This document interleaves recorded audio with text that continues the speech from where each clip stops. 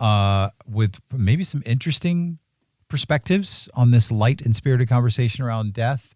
We'll go to Bob first. Bob says he has had out-of-body experiences. Bob, let me ask you, is that from like a near-death experience? Going once, going twice.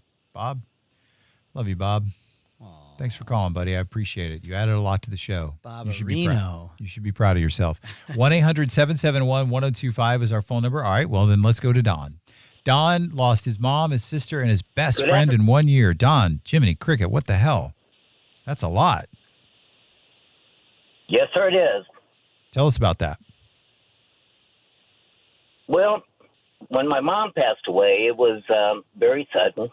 And when they called me in the emergency room, said, if you want to see her, you got to get here right away. And when they had her on life support, decided that they had to unplug her. I was a little upset, to say the least. So a little bit of training I've had through psychology was to ask myself, well, what's good about it? Well, your brain immediately is going to say, there's nothing good about it. So you re-ask the question, well, if there was something good, what would it be? I have friends that have seen their mom die slowly from kind of upsetting to talk about even after all this time. But, I didn't have to see her go in there and not remember who I was. I didn't see her have to suffer with cancer. I didn't see her have to go through chemotherapy. Yeah. It was quick. She went peacefully. And I kind of held on to that. I said, that's a blessing. It makes a lot of sense. Yeah. So when I lost my sister, it took me a little while to think about what was good with it. But, some people never had a sister. Some people never had a mother. Yeah. And I was grateful for that as well. Losing my friend, believe it or not, was a little tougher than the other two because I didn't know he was sick. But still, I had one of the best friends I ever had in my life. And I just keep asking myself that question, what's good about it? And your brain immediately is going to say, there's nothing good about it. And you got to just change the question.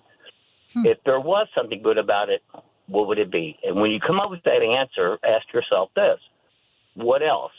And next thing you know, you got a whole catalog of all these wonderful things that happened because these people were in your life.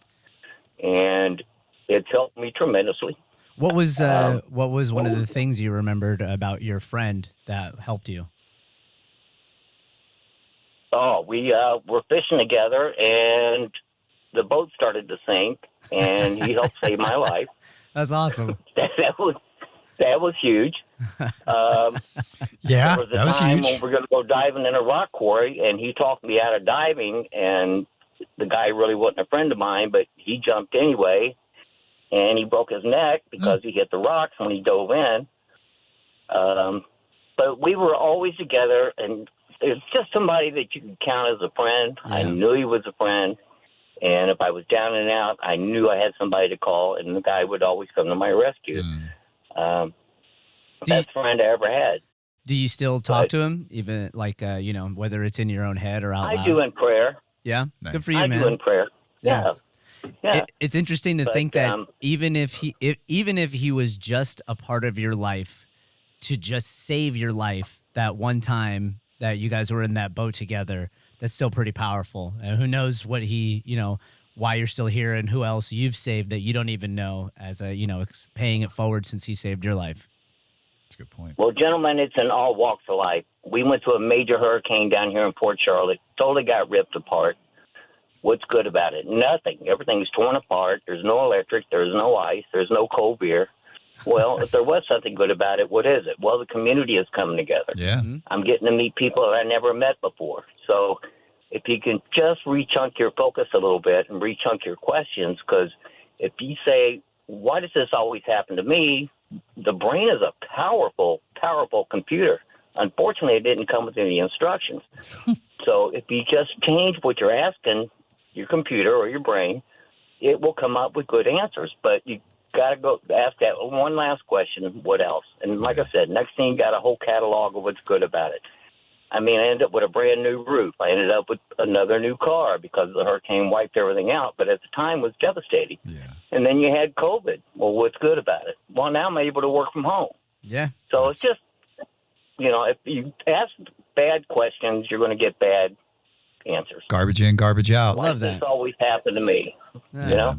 That's Well, awesome. the brain's going to go, well, you did this back in 1972. You screwed around with your wife in 1933, you know, Yeah. whatever your age. Just re-chunk the question, re-chunk your focus, and have a little faith. And, you know, like I said, a lot of people never had a mother. Yeah, man. That's So true. I'm extremely grateful for that. So it's just a little trick. If you try it, just ask the question and be honest about it, and, you know, sit and think about it a minute.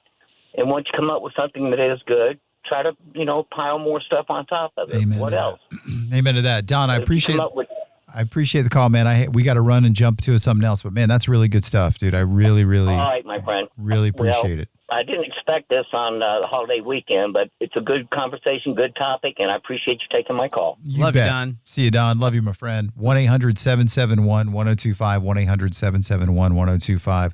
A lot of good stuff there. Yeah. Well, I mean, I think, you know, one of the main thing that I love, it's something that I've learned with death, is the gratitude that it can give you is pretty substantial when you do start understanding and realizing stuff that he said. Like, you know, some people don't have a mother, some people don't have sisters, some people aren't lucky enough to have friends that'll save your life.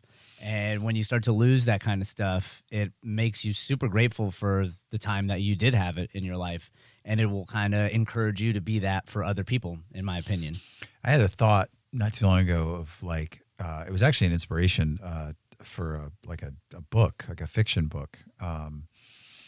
But what if your only purpose, so like Don's friend who saved him from the rock quarry and from the boat. Yeah.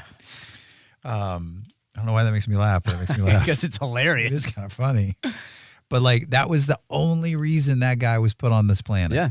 Was to make sure Don survived the boat accident and survived the rock quarry accident. Mm-hmm. Like that was the only, and then his journey was done. Yeah. And that's the only reason he was here. And that is not a crazy thing to think. No. And now Don, like, and then it's like you can kind of extrapolate that. Like, what if Don survived so that on July 6th, he could call a radio station, spend 5 minutes sharing that story, and that somebody listening to the radio station right now, like, I don't know, Boom.